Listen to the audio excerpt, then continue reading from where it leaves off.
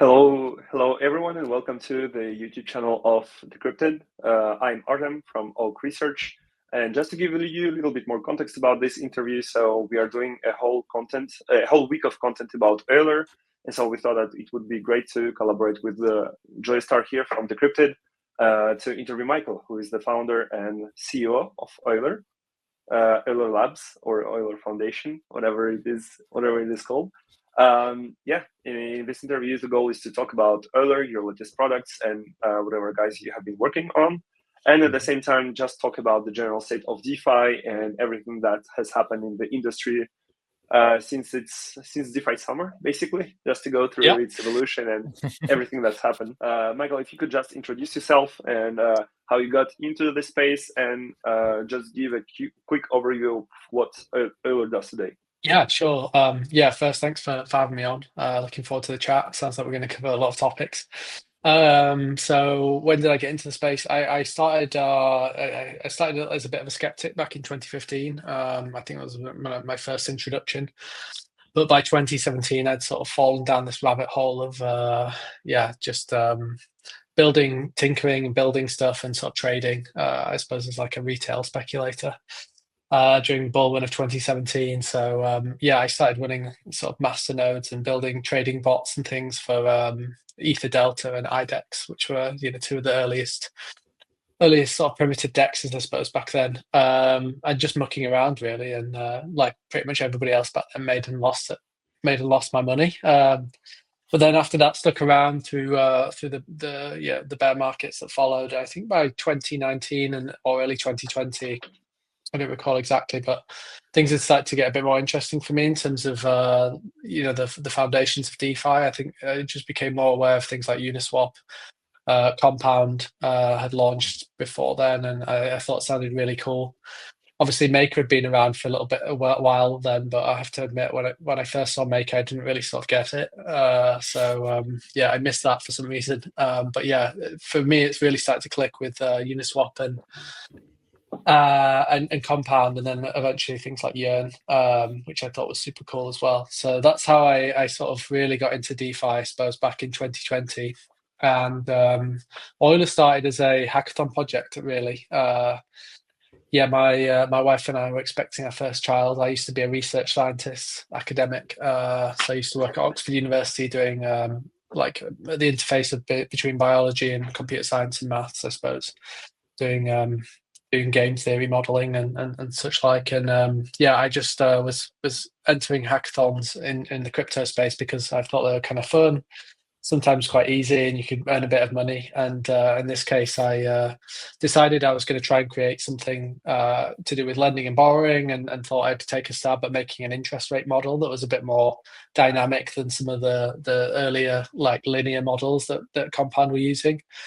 And that's how I got sucked in. Basically, Euler spawned out of that idea, wanting to explore that idea, and we ended up winning the hackathon, co-founder and I, in September 2020 or August maybe, and then I think by September we'd been approached by some venture capital investors who were looking for us to turn it into a full-time thing, and that's what happened. Okay, so you got some VC funding as well, right?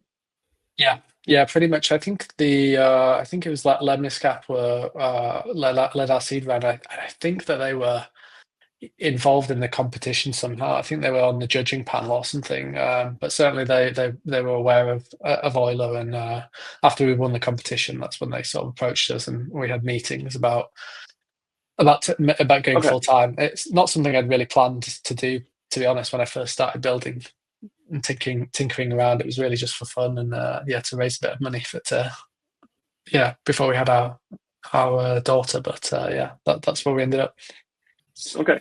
Okay, got it. So let's dive straight into the topic, and we'll talk about what everyone cares about today, especially in this ecosystem. It's the prices. So today we have many tokens that have launched. We have many tokens that have performed, some that have outperformed the whole market. And so the idea here is just to get your opinion on if the price of a token for a protocol is important, and does it contribute to the success of the various DeFi protocols that exist today. I know it's an annoying question. It's an annoying question, but I think it's quite interesting to hear various opinions. I don't think it's that annoying. I think it's legitimate. Yeah, it's a little easier to answer these days. I think it like a few years ago, you just never would want to talk about tokens at all as a founder because there was this dark cloud hanging over us as an industry. I think about whether what you could really say about tokens. But I think everyone's can be a bit more open today. I think the reality is that tokens do matter, and probably token prices matter a lot more than they should. As an industry, we're still figuring out what's the best model under which to launch tokens. They are a very powerful bootstrapping mechanism, I think, for projects. Allow projects to go from 0 to 1 very, very quickly, along with a good product usually. So I think that's a good thing. Broadly speaking, I think it's also good that they democratize access to investing in startups. If you normally that would just be like a private capital thing that would take years and years and years. Whereas here, you can launch a great idea tomorrow and access a much larger global investment pool very, very quickly. So I think they're by and large a good thing for projects, but they also come with plenty of downsides. In terms of whether the price matters, inevitably it sort of does. I mean, it's I think one way in which it certainly does matter, and I think this has been true for Euler, especially after we relaunched back in September, is when you have a depressed token price, that bootstrapping mechanism that tokens sometimes can help with is much harder. It's dampened effectively. If for projects that have a very high high token value, I think that gives them the opportunity to distribute more of that value, which in turn can lead to like positive feedback loops as more people are prepared to, early adopters can kind of come in and effectively bootstrap the early growth phase of the protocol in return for those tokens. So in that sense, if you have a token that's worth more, it just enables you to bootstrap that much more easily than if you have a token that's not worth anything. Yeah, and just before getting into the next question, do you therefore think that it's up to the team to support the token price in order for it to maintain it or be successful? I don't know what you mean by support the token price. I don't think. Like pressing buy on. No, I don't think so. I think it's up to. I think a team that launches a project, their job is to build the thing that they set out to build, and and to do the best job they possibly can about that in transparency and all the rest of it. But yeah. So it's up to the token design and the protocol design itself then. I think it's mostly about the protocol. Yeah, I mean, but you obviously, it's it's up to the team to be transparent and to be honest and to work hard and so on. I think that's certainly true, but I don't think teams should be like more broadly getting involved in. I'm very skeptical that you can do fancy tokenomics experiments that get you that can somehow inflate a token price. I'm a big believer generally in the principle that there's no free lunch, and that whatever you do, whatever mechanisms you come up with, there's often just trade-offs, and so you can kind of delay the inevitable, but ultimately what matters is the underlying value at stake and like the underlying utility of things. And so if there's no utility, then you get some teams that can possibly do some dubious tactics to kind of pump a token or whatever, but that's never going to be there for the long run. What's Warren Buffett's thing about weighing machines and so on? Like over the long run, all that matters is utility and like quality of the underlying product or project, really. Yeah, okay. Definitely agree. Yeah. I got a question around the treasury. Like a lot of protocol are accumulating their own token, like with buybacks or whatever. Do you think that's a dangerous behavior? And how could you manage something, a best strategy on the treasury? Yeah, I mean, well, I think if depends where the assets in the treasury have come from, I suppose, and it depends on the goals of the project. I suppose in in the long run, is buying back the token a good thing to do? Well, buying back a token is one form of like value transfer to token holders, I suppose. It's one way to provide, to link the utility of the underlying project to the token, and to tie those two things together. If you don't have that, then you just have a meme. You effectively have like a meme coin, and so I think it can be a powerful bootstrapping mechanism to bring about value capture for token holders ultimately. But I think sometimes it's overstated as a mechanism, and especially like people on Twitter. If you look at how some of the best performing companies handle things with their revenues and their profits, they could, of course, the moment they first generate any kind of profit, they could use that to distribute it all back to shareholders. But that tends to not be the way that some of the largest companies in the world have grown. The more commonly, the best thing to do is to try to reinvest proceeds into further growth. And actually, that's the most valuable thing a lot of companies can do for their shareholders, is not give them any dividend or pay them back anything, but reinvest in growth. Yeah. Most of the projects I know that are semi-successful are constrained mostly by available capital. And so if they have anything that's a product of the operations of their project, it makes more sense to reinvest that capital into further growth rather than to buying back.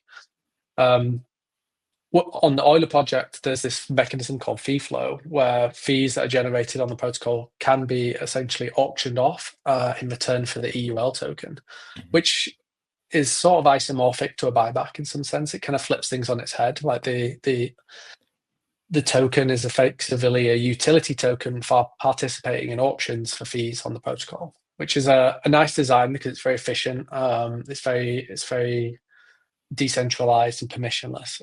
It's not an auction that's handled manually by anybody on any team anywhere. Right? It just runs automatically in the background every few weeks. Fees are auctioned, people participate in the auction, and it settles. So I think. I think that's broadly how Euler handles it today. But the main reason for implementing that at the start of the launch of the protocol was not necessarily to immediately buy back the token and add value there. It was more of a proof of principle of the mechanism that could drive value over the long term. It's mostly the fee switch is off on the Euler protocol today, and they're at the revenues for the protocol are probably in the low millions per year, and not tremendous value in terms of a buyback, but we created that system in order to prove that it could be done and it could scale up to something much bigger in the event that Euler was successful one day. Yeah, I really like the fee flow model. But when you're buybacking, the EUL token with the fees, if you keep it in the treasury for like 1 year and we go like in a bear market and take like 60% down, you lose 60% on your revenue, right? So that's fine. Yeah. Yeah. Yeah. I mean, in that sense, should it be better to just hold it in stables? There's this question, right, that people say, like, out of all the thousands of tokens out there, what are the absolute odds that you've bought back the one that's the absolute best among those 10,000 tokens, right? Why not buy back Euler token? If you want to add value, why not buy back Maker token or Aave or something, right? Like it's I think that's a legitimate question, but it depends how token holders see it as well. Token holders often want that direct link between the value that's accruing to the treasury and the token. The best way to force that function, I think, is to just buy back the token directly, and so it's partly a way to just prove that you are adding value, I think.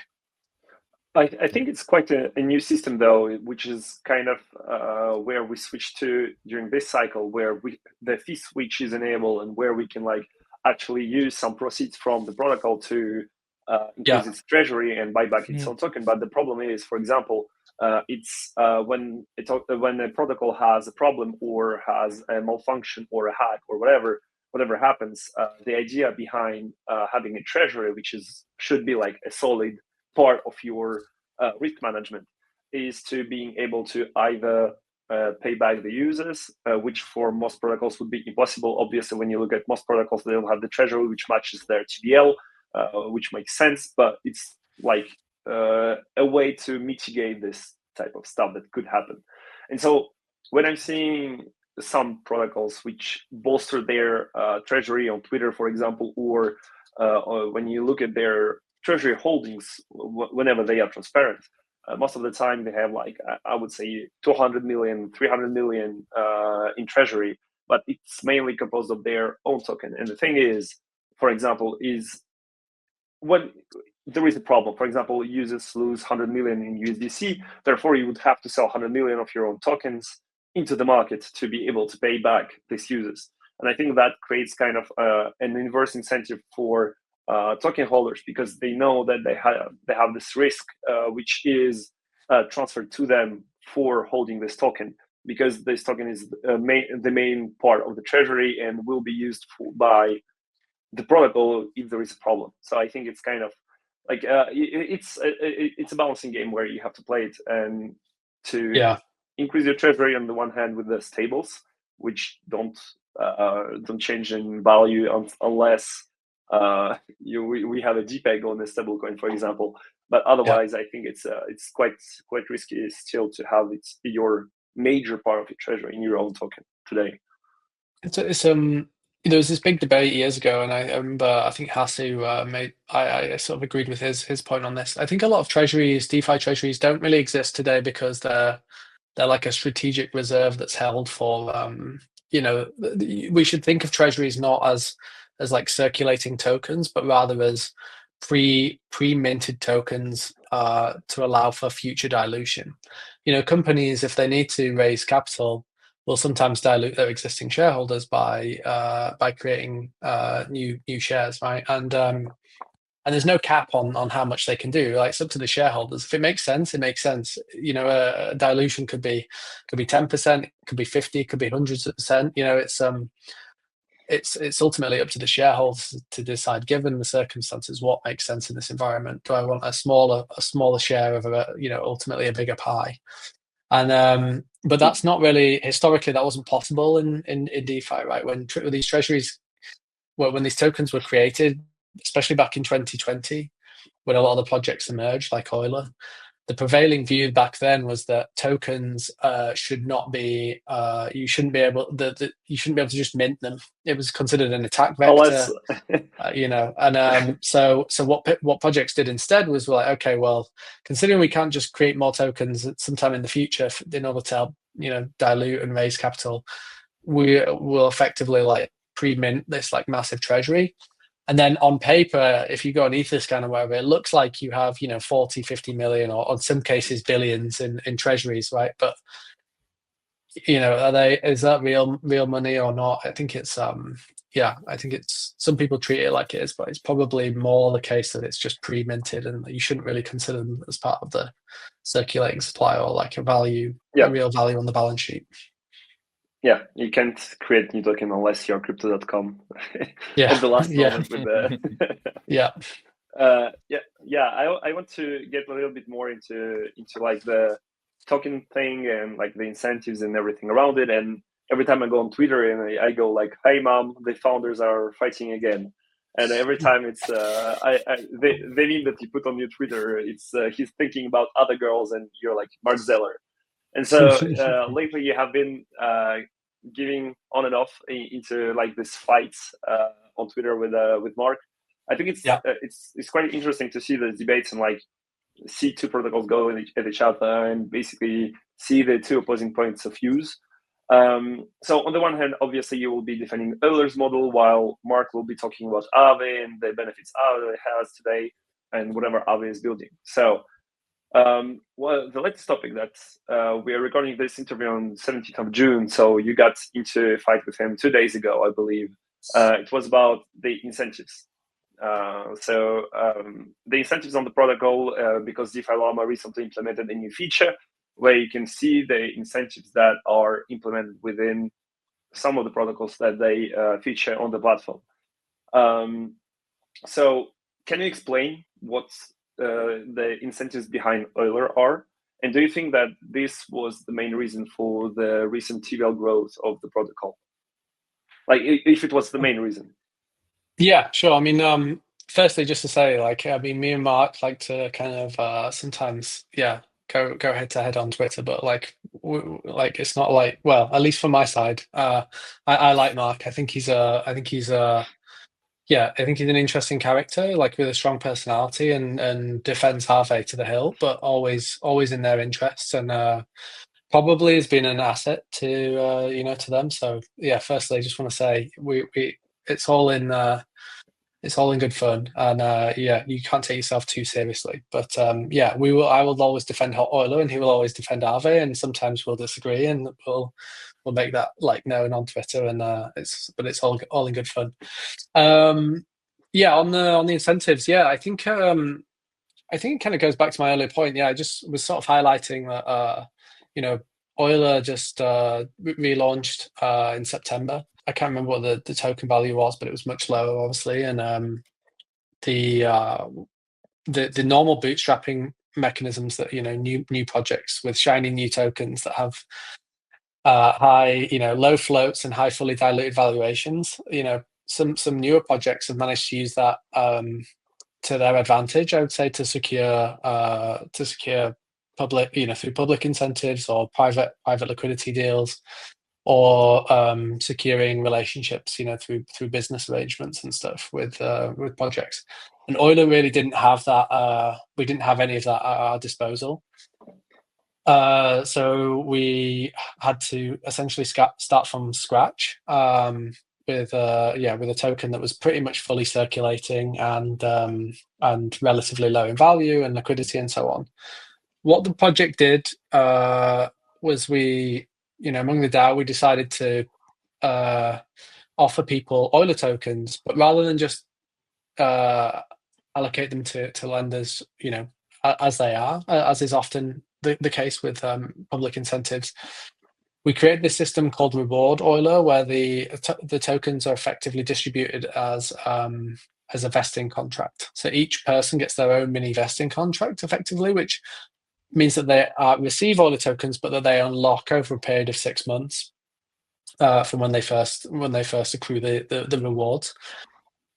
The reason we did this was because we felt like we wanted to onboard people to Euler that really still believed in the team and believed in the technology and everything. And if you distribute raw tokens, then what happens is you typically onboard pure mercenaries who will just essentially farm and immediately sell the tokens for the maximum amount possible. Whereas if you distribute locked tokens, then those mercenaries don't really show up, or at least not to the same extent. And instead what you get is you allow for people to come in and essentially help with the early growth phase of the protocol, who actually genuinely either value the technology just for what it is, or because they think that Euler token itself might be something that they want to hold for the long term, rather than just something they want to accrue and immediately sell. So we created Reward Euler. I think the DAO allocated roughly 5% of the total supply for an annual budget, and so that was the original plan. I don't know what that's worth today. I think it's probably, if you were to just take the value today, it'd be probably about $10 million on paper. But back then it was probably worth about $3 to $4 million or less, I guess. So it wasn't a huge budget to start with. And I guess what I was drawing attention to on the Twitter post was that Euler hasn't had a huge budget to work with in terms of the usual bootstrapping mechanisms. And so to the extent that Euler's had success in growing, I think we can attribute that more to less to the token and the rewards that we've been distributing, which are pretty minimal. A 3 to 10 million budget is nothing compared to the 2.1 billion in deposits that Euler has. So that was kind of my point. It's very much lower level of incentive than I think we've seen other projects giving out. Okay. Because these incentives only include the rewards that are distributed to users, right? Not the expenses of the protocol, which could be curators or some other incentives that you have around. Yeah, exactly. So they're not the public incentives. I wouldn't say like capture everything. They're just part of the essentially the sparkles that you see on people's UIs these days that indicate there's some extra reward there. But yeah, the people like Gauntlet and Objective who do risk management and other services for the DAO, they like cost money and yeah, there are definitely other expenses, but yeah, Euler's cost to run is extremely low. I think it's for absolutely everything: audits, legal, Euler Labs, Objective, Gauntlet, or Hypernative, all these service providers. I think it's something like 5 to 7 million annualized on an annual basis. And Aave, which is obviously a more established project, much more in TVL and everything. I think I saw a post saying that they're like 63 million is the cost to run the Aave DAO, which is obviously a lot more. And yeah, and then on the public incentives, it seems from the DeFi Llama data that there's a lot more in incentives being distributed by other projects than there is on Euler. But I don't know how true those numbers are. Obviously, Mark was saying that they're not fully reflective of the Aave side of things as well, which is fair enough. All right. Let's talk about profitability. What's the path for you on Euler to be profitable, and how much do you think it need to be profitable today? Yeah, great question. I think Euler Swap, which we announced recently, is very promising in that regard. Lending protocols, there's no secret here. Lending protocols take a lot before they can really start to generate decent returns. I said this to Mark on the chat there when we're going back and forth. He was pointing out that Euler's not profitable, and no hiding that that's the case. It's certainly not. But neither was Aave for many years, right? Especially when you account for the token incentives that Aave was using in its early years to grow as well. Like there's a lot of these big protocols just haven't been profitable, and it's taken many years for Aave to get to that level of profitability, which I assume it's now at. Yeah, Euler's not there yet for sure. How much would it take to be profitable? If you don't include token incentives, I reckon something like 7 million is like the cost to run the DAO, maybe, inclusive of all these services and providers. If you include those token incentives, then like I say, they've ranged from 3 to 10 million depending on the price of the token. So it's probably 15 million annualized before you get to sort of, on average, true profitability, where every extra dollar coming in is, then you have freedom to choose where it goes. Yeah, that'd be my sort of rough guess on the numbers. And Right. if you had to estimate, for example, to achieve this type of revenue, what would the TVL look like for Euler? Because today you have obviously Euler Swap, so it has to be taken into account, but you also have Euler, the original app. Between these two, like for example, so I would say the question is in two parts. So which percentage do you expect for your profitability to come from Euler Swap and then from Euler? And then how much TVL or swap volume would you need to become profitable? Yeah, it depends on the balance of those two things, really. I mean, swap protocols as a whole, I think, tend to be more profitable. You get a lot more, the activity is just that much higher for swap protocols. So my guess is that Euler Swap is more likely to be the value driver behind profitability than the pure lending. What's interesting about Euler is that you can use one or the other against one another as because they're not separate protocols. You could effectively run Euler as Euler lending at a loss or at zero, and rely exclusively on fees from Euler Swap, or vice versa. In principle, it's not like you have to have both components profitable in their own right, because they're all under the umbrella of Euler. We didn't split Euler Swap out into its own thing with its own token.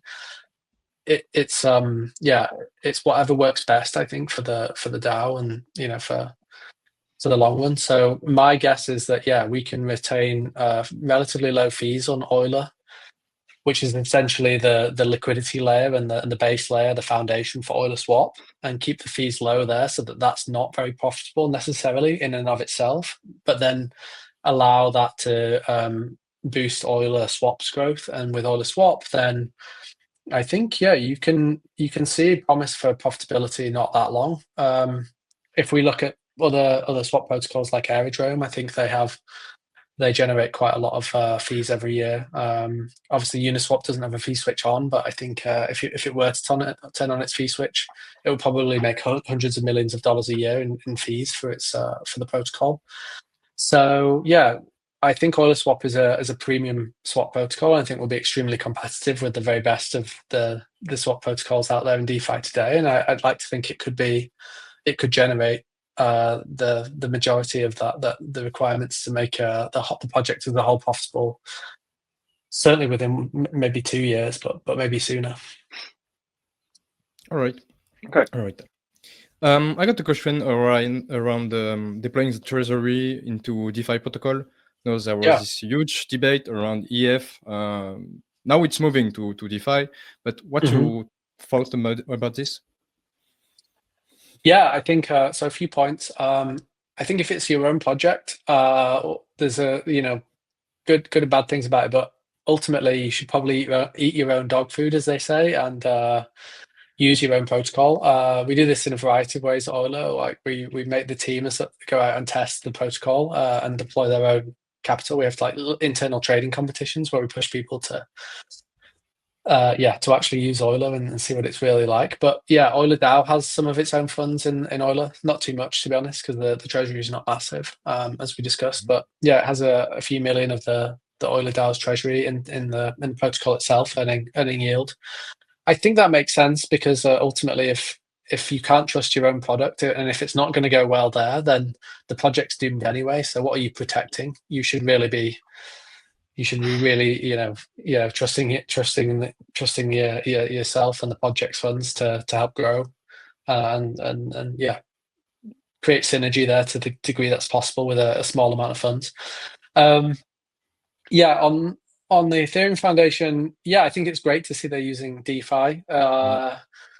What I've said to them in conversation is it's on the one hand, I really don't think it's great that they're using Aave and that they're using DeFi finally. They definitely should be doing that. But it's also that I have mixed feelings because, of course, if they use Aave, the impact that has on Aave, obviously, in terms of competitive advantage is massive. We shouldn't understate that. And so they end up king making on their own network. And whenever Euler is deploying to a new network, what I try to say to people is don't go and king make one protocol, because if you want vibrant DeFi environment, you need to have a diversity of different products out there. Like it's good for DeFi and as a whole that we've got Aave and Euler and Morpho and Compound, and we have different options that provide different allow people to diversify risk and approach the markets in different ways. So I don't think I think the Ethereum Foundation should try to avoid king making, or any network for that matter, avoid king making particular protocols. But it's obviously tricky. I can see why they've made the decision to go into Aave, which has been around the longest. Yeah, and I think they also have plans on deploying on other protocols as well. I think Aave has been kind of in the books with EF for quite some time, and they have been quite vocal about Ethereum Foundation deploying funds. So they explicitly said that they will be using other, as they call it, blue chip DeFi protocols. So we might see them deploy protocol elsewhere. And I think on the other point that you're making is it's essentially the same debate as in the traditional markets. It's all about the monopoly of a protocol, for example, or a product in the traditional markets where when you have a monopoly, you don't have the incentives to do better. Rather, when you have an oligopoly or whatever you want to call it, where you have multiple actors, then they are competing against each other, and the ultimate person that benefits from this competition is the end user. So I think, yes, it does make sense. And I think the test with Aave makes sense for EF, but I think they will be deploying more capital into other protocols. So maybe earlier. Yeah. I think with you even outside of just the monopoly, like if DeFi just ends up being one of these protocols, whether it's Aave or Morpho or whoever, DeFi has probably failed if that's all there. If there's just Uniswap and Aave or something, right? Like that's not a successful future for DeFi. Unfortunately, that's probably means it's going to probably stay at a similar size to what it is today, and not go on to shape the broader financial ecosystem, I'd say. So that would be a kind of depressing outcome in a way. You need diversity.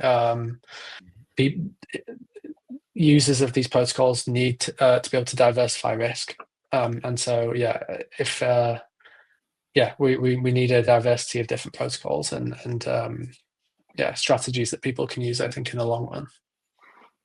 Yeah, definitely. I would love to go a little bit back on to talk about Euler Swap, because there is one particular feature that you guys are using within Euler Swap, which is the Uni v4 hooks.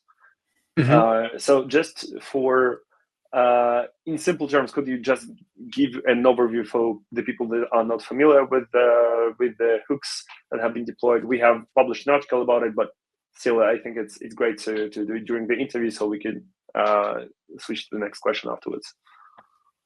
Yeah, sure. So I'll tell you briefly about the hook integration, why hooks matter, and then just quickly about Euler Swap as well. So Euler Swap is fundamentally built on top of Euler. So Euler is a lending protocol. What Euler Swap allows users to do is essentially the funds that sit inside of a swap protocol are normally sat there fairly idle. So every block, there's no transaction, no volume. The capital's there being used very inefficiently.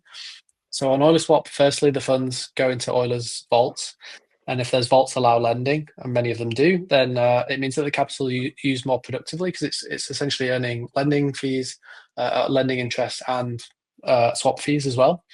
The other thing is that because Euler's Swap's built on Euler, the deposits, the LPs themselves, are immediately available to use as collateral within the system. And that's something people have wanted for years since I first entered the space, is the ability to collateralize LP tokens. And in Euler Swap, you get that out of the box for free. It's just part of the way the system works. So that means you can borrow against your LP tokens, which means you can hedge out risk, or you can create multiplied LP tokens where you have like deeper liquidity and so on. So yeah, lots of cool features in Euler Swap.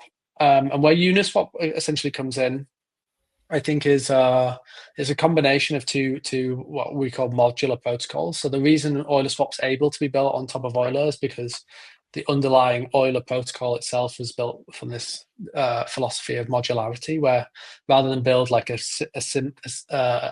single product, we essentially tried to break down all the different features of protocols that you might want into like smaller modules, and then audit and construct those, and then compose those modules together with one another after the fact to then create different types of products. And Euler Swap is just one example of the end products you can get when you just build like really simple primitives. And Uniswap comes in because it's also it's the modular side of decentralized exchanges. With Uniswap v4, rather than having specific products like they had with Uniswap v2, where they had a really well-defined curve, or Uniswap v3, where they had like specific way to allocate liquidity into bins. With Uniswap v4, they effectively give they abstract everything that they can, and then give users their own ability to create their own type of DEX with its own features. And so that's how why Euler and Uniswap come together, is because they're both built from this modular design philosophy, and so we can take advantage of some of the best features on both. Got it. And before doing this interview, I sent over the questions, and that was in these questions a thread that I linked that was published on Twitter from a user. I don't remember his name. I think it might be Daniel. But yeah, it's a guy who basically looked at the code of Euler Swap, and he was commenting on various stuff that he found out. And one of the tweets that stood out to me, and you actually responded to it, it's that with Euler Swap, you decided to transfer the fees made on each trade directly. So his argument was that it would be costly in terms of gas, And so my question would be, why did you opt for the transfer of fees after each swap? Is there a particular reason behind it? Yeah, so it was part of the way the Euler Swap it just works quite differently, I suppose, to a lot of other dexes. On Euler Swap, rather than having pooled capital and pooled from a bunch of different LPs, like you do typically on something like Uniswap or Curve, in those protocols, everybody is all sort of aligned with the same underlying curve, and when you therefore get fees, you need a way to be able to distribute the fee to everybody all at once in a sort of fair way.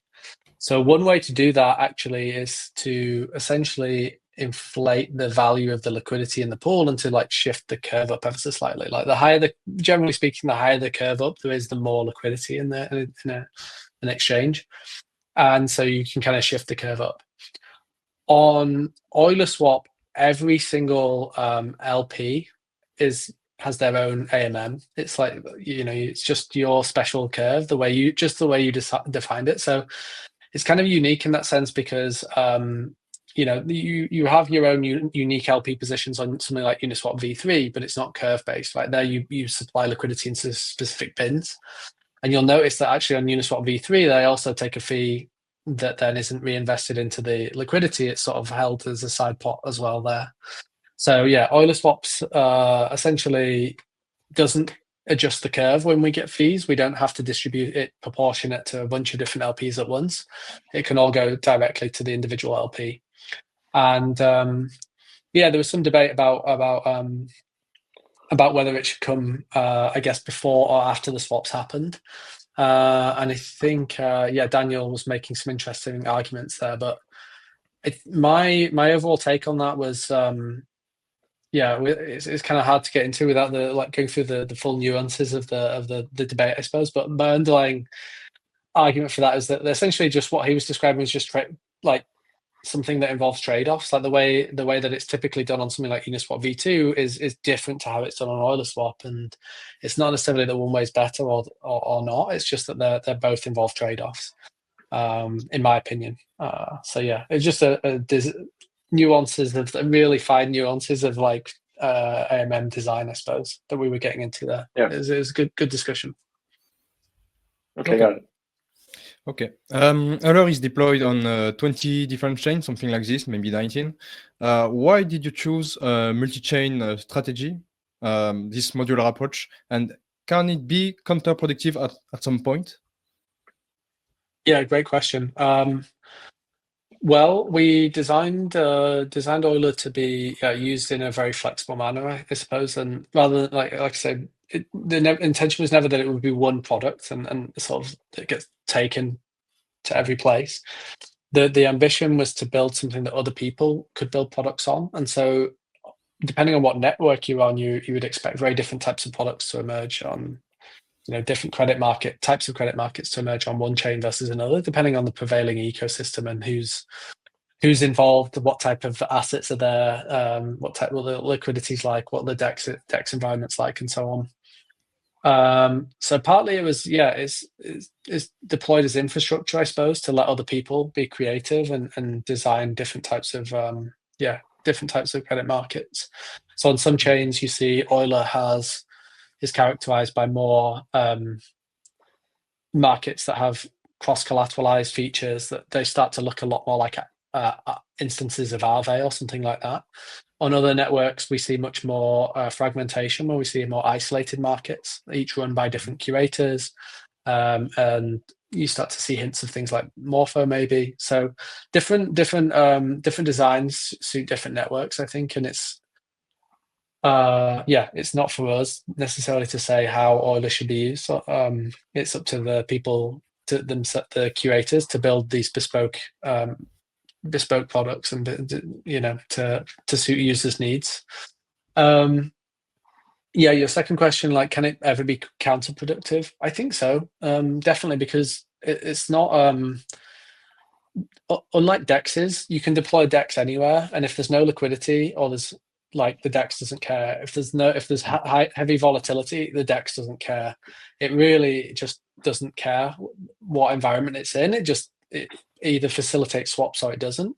And as a swapper, you're in and then you're out, right? So you don't leave funds sat there for ages as a swapper. So it's really just the LPs that sort of need to worry. But typically there's nothing stopping them from ever leaving the system, right? They can take the liquidity and then whenever they like. Lending protocols obviously don't work like that. People leave capital in them for prolonged periods of time, and they're very sensitive to the environment that they're surrounded by and the integrations that they have with other protocols. So if there's no DEX liquidity, then liquidations get harder on a lending protocol. I would say that's one reason why having a lending protocol on many networks gets harder. If there's not that much liquidity or the liquidity dries up, it makes things like liquidations more difficult, which means that lenders need to be more aware of the risks in protocols and networks where liquidity is thinner, I would say. And that obviously, adds risk and something that I suppose adds reputational risk to the protocol, even though it's not necessarily the protocol's fault. It's more about the environment and the risk environment. So it depends from what philosophy you view a protocol. In some protocols, I suppose like Aave is very public about its designed for the Aave DAO to always at all times protect users and manage the risk of people using Aave. And Euler's takes a different philosophy where it's essentially more like an infrastructure piece where Euler DAO isn't curating all of these markets. It isn't designing the products, and it makes no promises to protect all users at all times on all chains. What it does promise to do is to create a protocol that works as it says on the tin and allows people the flexibility to create markets that you probably couldn't create on other protocols. So different design trade-offs and definitely risks associated with deploying on multiple chains, but the upside to doing so is that you can tap into a broader network of users and create products that other protocols can't, I think. All right. Let's talk a bit about the Euler story. Like you had, I know it can be annoying, but it's a really beautiful story, I think, from this cycle with Maple story. So you had a hack in 2023. I think at this point, anyone would say Euler is dead. And you come back, you get ETH on TVL, and the story is just crazy. How do you manage to come back after this when most of protocol just die after a hack, Yeah, I don't have lots of reasons, I suppose. I mean, it was a really, really tough time. I think firstly, when Euler got exploited, there was a lot of surprise among the DeFi community because a lot of the exploits from that time, tended to be with copy paste forks of other projects and devs that were kind of rushing or didn't have, weren't audited. So Euler actually had lots of audits, and it had the biggest bug bounty of any lending protocol back then. So anybody who worked in the security scene knew that Euler took security seriously. We spent over a year building the protocol. We worked with Futur on formal verification and all these other things. So we'd actually tried very, very, very hard and spent a lot of time and money investing in security. So I think firstly, part of the reason we were able to come back was because we had that foundation and we weren't seen to be sort of reckless. I suppose once the exploit happened, famously, we were able to recover the funds. So it took a few weeks, but effectively we were able to track the guy down and to compel him to give back all of the money and more. I think 200 million or thereabouts was exploited, but the attacker took the funds and converted it into ETH. And so when we recovered all the funds, we actually recovered $240 million worth of funds because ETH in that time had gone up in price. And so, awesome. That was very fortunate, that happened, I suppose, because it meant that people recovered all of their value that they'd lost, at least in dollar terms. They didn't get their original assets back, but they got something back of like equal or more value. And that's obviously a very helpful fact, I think. yeah, there was still a lot of goodwill to the team and to the project as a whole after that recovery. We put absolutely everything into that, and yeah, people said it was lucky, but when I can tell the full story one day, there was nothing lucky about that from our side. We put a monumental human effort into recovering those funds, and worked very, very hard as a team. And yeah, we were able to recover them largely because of the amount of effort that we put into it. So that was, I think that was acknowledged. We were very transparent with everybody, firstly about how it had happened, the actual nature of the exploit and the details, like the run up to that, like what had happened.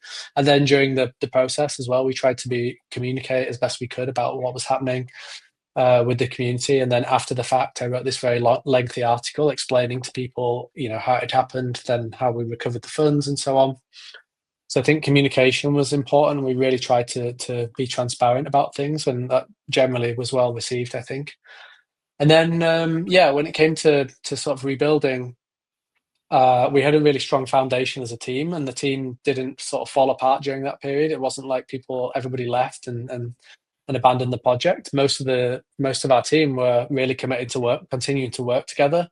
And so we said, well, we can either fold up the project and start again, and we'll probably start with pretty much the same team we've got now, but on some new project, or we could just try and make a go of it. And, we still had funds in the treasury with which to rebuild. And so we spoke to our investors and stakeholders, and everybody said they wanted us to try and continue if we were up for it. So yeah, we took a few weeks to mentally prepare ourselves, and then we started building again.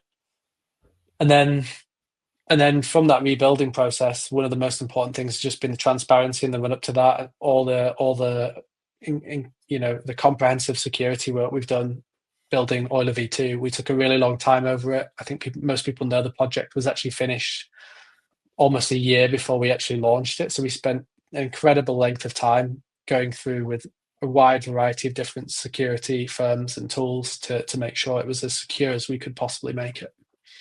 And overall, that was the foundation for coming back, I think. And then it's been down to the product from there on. Does the product work? Does it do a good job? And I think, given that we don't have tons of incentives to throw at it, I think you can see that it has product market fit. The fact that we don't have that money to throw at it is kind of proof of product market fit in a way, because it's not like we can go out and pay people to just use Euler.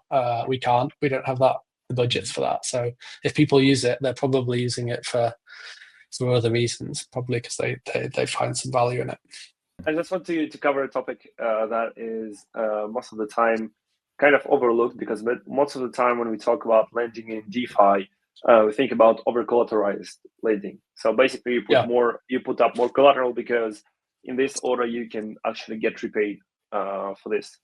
You are really good friends with Lawrence, so from Wildcat, from West Ham, who actually put us in touch with Alicia for this interview. So my question was, how do you view credit on chain? Do you think it's something viable? And because when you look at the world today, most of the financial transactions are part of some debt or some credit to someone.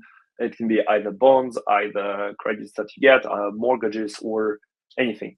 And so what are your views on credit, and do you think it will play part in Euler's future? Yeah, I think so. I mean, so firstly, I always say to people that there's not really any such thing as under collateralized lending. You always collateralize something of value when you're taking out a loan. If there isn't enough at stake in collateral, then you just wouldn't repay the loan, and that's true in TradFi as much as it is in DeFi. The real distinction is that some of this, what's called uncollateralized, is it's just essentially non-fungible or hard to value collateral. So it's things like future revenue streams or access to future freedoms in terms of being able to access credit and so on. So you're effectively collateralizing reputation. And off-chain, that's then often enforced by other societal norms or structures that mean that you will lose value. You will lose more than you've gained from borrowing if you don't stick to the rules. Basically, you won't be able to get credit. You won't be able to buy a house. Maybe you struggle to get jobs and all these other things of value. So you're always collateralizing something. I think what DeFi protocols are very good at today, Euler and Aave and so on, are working with specific form of over collateralized credit where the collateral is very fungible and easy to value. And so we've been able to it's been tokenized and then sort of value through relatively simple mechanisms like oracles. But increasingly we will see, harder to value forms of collateral coming on chain. I think with tokenization, going through the roof in terms of real world assets, we'll start to see more of that. When you get those forms of collateral coming on chain, the main difference I think is that you just have to adapt the way that you liquidate positions and that you try to repay value to lenders. And so that's one thing that Wildcat, which is Lawrence's protocol, does differently to Euler, of course, is it can't just take somebody's collateral and sell it to repay the loan. It has to enforce different rules around when people are repaid or not. And I think what Wildcat does quite well is that it essentially captures some of this hard to value collateral in terms of reputation and risk at stake in the real world in terms of like contracts and things, contractual obligations, and it essentially collateralizes that on chain. I think we'll see much more of this, as DeFi evolves. To be perfectly honest, it's protocols like Euler are also well set up to handle this kind of uncollateralized system as well. The technology doesn't really need adapting that much. It's not like there's some fancy new mechanism you need. It's more the fact that you just need to tie the existing technology to something that's then off chain and can be enforced off chain. If you've got the right lawyers in place and the right legal agreements and structures, then you can do that using existing technology, in my opinion, rather than having to invent something entirely new. All right. Okay. On another subject, I'm a fat app thesis guy. I really believe like L1 are kind of launchpad for apps because maybe there is a lot of value for MEV getting your own environment. Even more right now with layer 2s, a lot of different new technologies that can give you that. Do you think about this? About essentially being just doing everything, being the chain, being the DEX, the Exactly, lending, just capture everything. I like the idea of having an app that obviously we've created swap and lending and tied those two things together. I think those two things work very well together, obviously, but I don't think Euler will ever have a chain. I don't think that's certainly something I wouldn't feel a big desire to build. I can't speak for everybody, but I just don't think that's for us really. For me, the part of the beauty of DeFi is that composability and that diversity of different projects, and Euler existing within an ecosystem with all sorts of other projects. So when you end up being your own chain as well as everything else, you are just an app effectively, and there's maybe not that different to a Robinhood or something.